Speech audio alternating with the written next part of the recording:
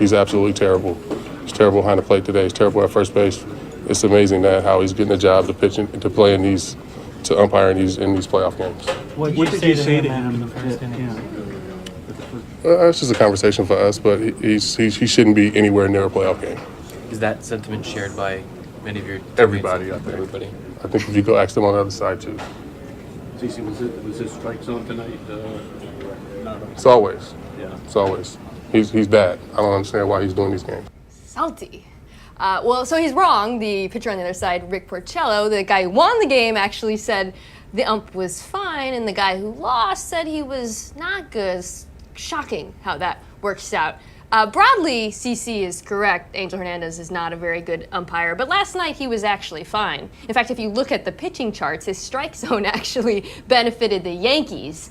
However, his reputation precedes him, and CC knows that. And since he had a bad game, he kind of was like, hey, look over there at that guy.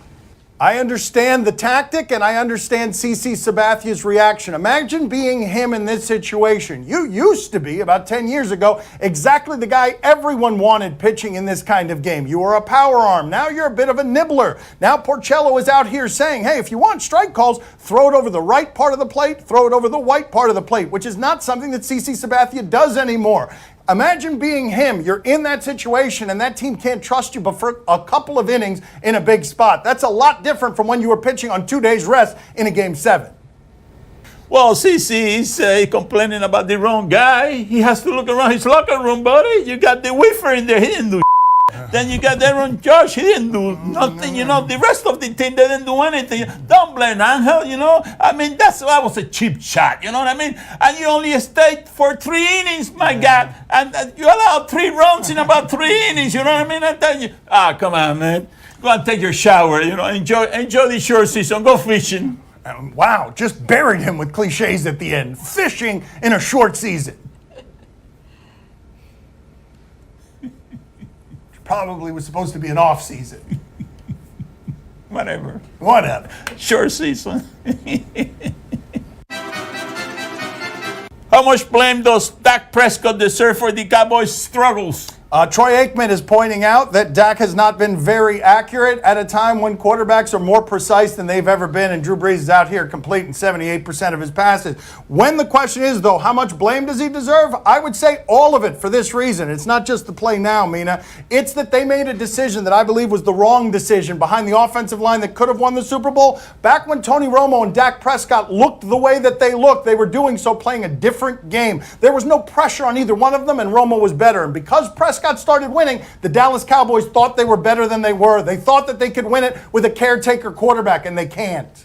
I don't know if they would have won the Super Bowl with that team, but you're probably right that they should have stuck with Romo. But this is actually really tricky, right? Because football is a team sport, and the quarterback position in particular is hard to decontextualize. And for the same reasons that when Dak was a rookie and we said, well, everyone around him's really good and they deserve some of the credit, now the people around him are not as good and they deserve some of the blame as well. The offensive line has taken a step back. He has probably the worst wide receiver core in the NFL, and the play calling has been, to put it generously, uncreative.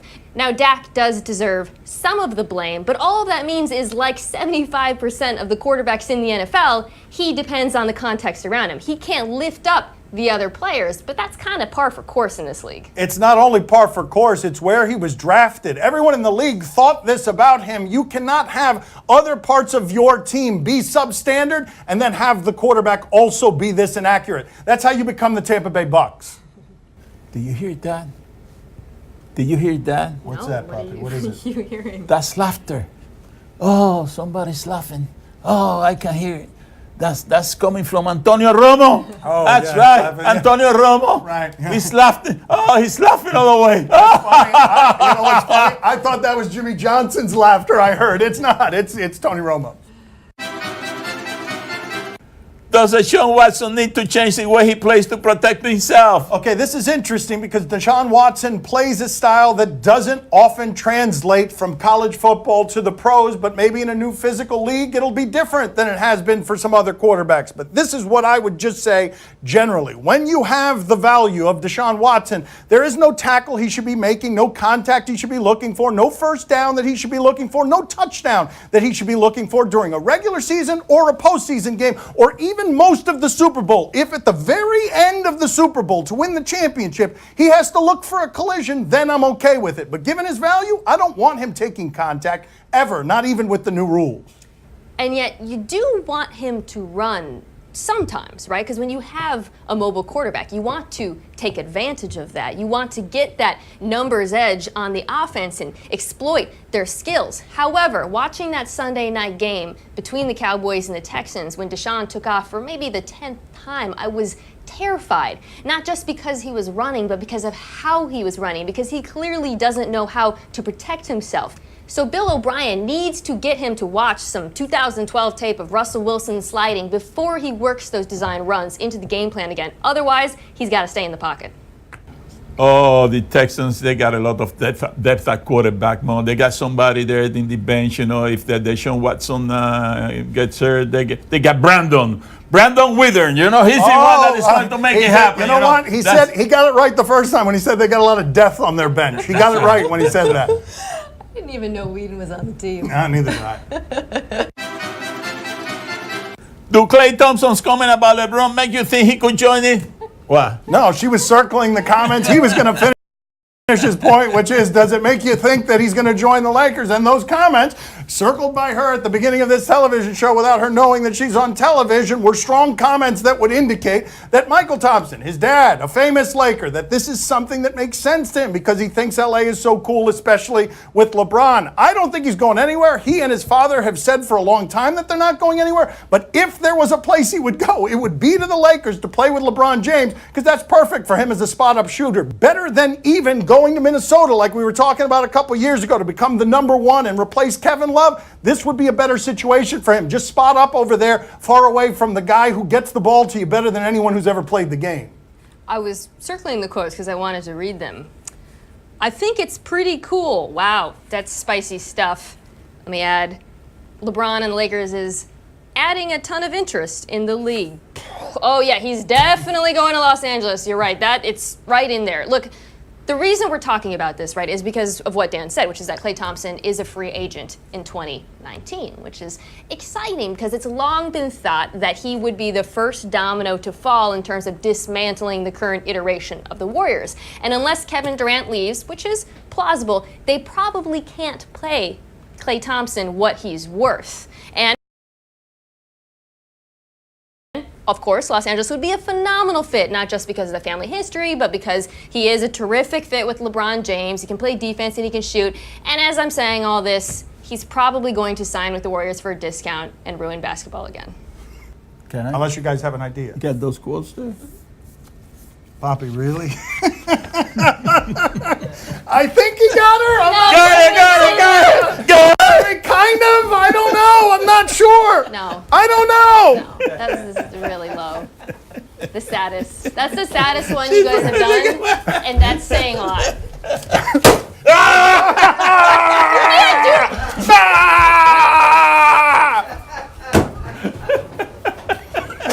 Really? No. Literally, I just slid it across the table.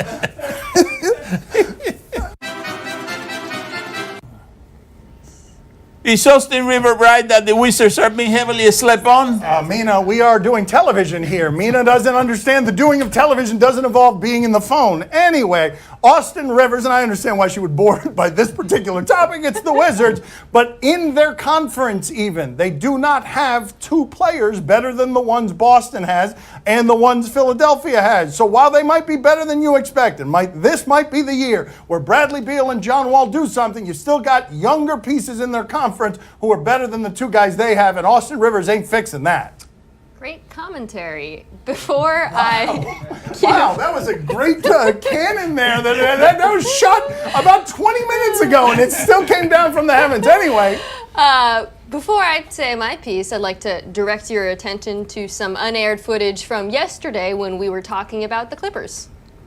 And the Clippers, I don't know who is with the Clippers now anymore. Well... Who is with the Clippers? You know who is with the Clippers? Austin Rivers. No, Austin Rivers was traded.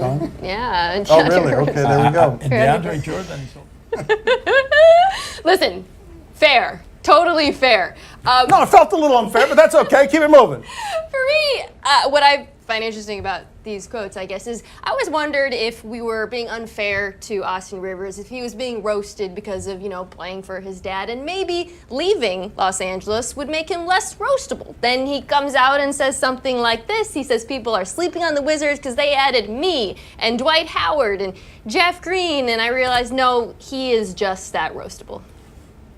Well, I've been sleeping on the Wizards all my life, and I haven't missed anything. That's right. That's so true. He has. He's been sleeping, and every time he sleeps on him, he's right about sleeping on him. Literally sleeping when they're on television.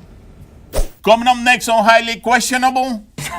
He'll always shake your hand, Phil. He'll come in there right there as people remit.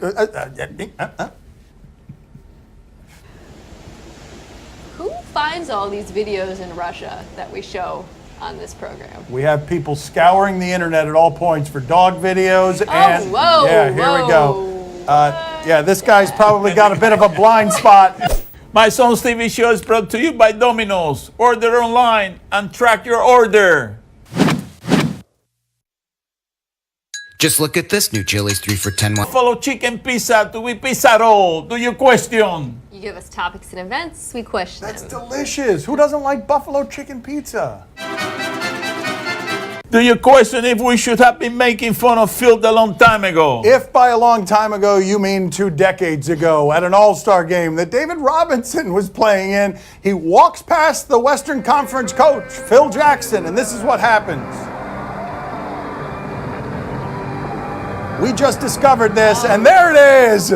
Phil Jackson, totally ignored by the Admiral. Later in life, he would get better at this sort of disrespect. He would play it off much better than that. Here you go, though. This is when he became a veteran, right here. Right here. I'm gonna just clean my face with my knuckles, as I often do. He's just distracting us from the necklace. Well, I know someone who will shake his hand. Joaquin Noah. Oh, that's right. When they signed that deal, for how much money was that, Poppy? 87 million, you know what I mean? He's his friend forever. That's right. He'll always shake your hand, Phil. He'll come in there right there as people remit.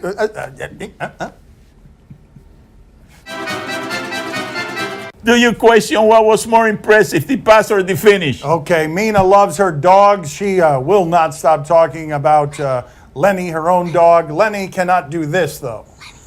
You don't know that. Oh, Lenny can shake. Yeah. What a good boy. What a good boy. Yes, there it is. What a good boy. Yes. That was amazing. I am willing to say that in game 1 of the finals, that animal might not forget the score. Oh, that animal is putting out an essay in the Players Tribune tomorrow, my next chapter. Well, I have seen other dogs that are more athletic than this guy here. You have? Yeah. Is this his tackling dog? Yeah. There we go. There it is. That's 15 yards now. Oh, See, look at this. Look at that guy. There, Oh, yes. Look at that. Oh, that is Yeah. impressive. Wow. Oh, There we go. There you go. Wow, how did you catch that? That is really difficult. Wow. Look at that. Oh, this was kind of scary. Wow, you guys just had this whole montage locked and loaded, huh? What is the budget for music on this show? Hooray for Lenny. Hooray for Lenny. You didn't do any of those things except roll over. No, he can shake. Yeah, I mean, okay. I'll send you guys a shaking video. Oh, please. Can't wait. Please mail it. Urgent. Do you question who has the right of way? Okay, we go out to Russia, and this is always a question in Russia. Whenever we go to these dash cams, who's got the right of way? Seems like a real free-for-all over there. What do we got? Who finds all these videos in Russia that we show on this program? We have people scouring the internet at all points for dog videos. And whoa, yeah, here we go. This guy's probably got a bit of a blind spot. That Roll over! Yes. Well, yes. What is he Got stuck doing? under the car. Oh, now the guy gets out. Oh, this Yeah. is concerning. Yeah, and see, this is what the problem becomes when your rearview mirror is so far from the back of your car. This is what happens. The angles are bad. Well, that was bad, but I have seen worse. All right, worse. Look at that. Out, yeah. Freeway going up the Colorado. Oh, look, we've got consensus on the set. No need for debate. Yes, obviously. That is worse, is Papa. You're worse, so yeah. right. You're so wise. That is indeed worse. But do you guys save these under a folder like things getting dragged, or Yes. how are we pulling these up? So Yes, that one is in the file of foreign country crash car file. Oh, what a program. The guy seems to be happy. He did seem to be happy. He's not I mean, using- given the circumstances, he He's did not- seem to be he's happy. not- He's not consuming any gas at all. He's just going around for the man, ride. always saving money, my father. Always saving money. That's the old trick of the game, you know. As long as you can save money, go for it. That's right. Yeah, we should start traveling that way. We're going to open a business where that's how you travel.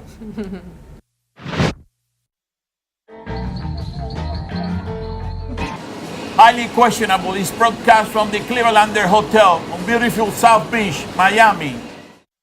Time to play the game that can be a menace sometime. See? Oh no. The rubbing of the hands, not in any way intimidating when coming from a 75-year-old man. You tell us what to watch on television tonight. We'll tell you if we're intrigued. You're always throwing me off my rhythm. I know, I'm trying to get in the mood. The mood for what? Don't ask me, no. Don't ask. On ESPN, NBA preseason, Warriors and Lakers. I can't say that I remember this happening in all of my history covering sports. A champion coach ejected from a preseason game. Look what happened here with Steve Kerr, defending champion. In a preseason game, and Steve Kerr may get thrown out of the game. Steve Kerr. That's terrible, says Steph. Look at him. Yeah. So Kevin's gone too. So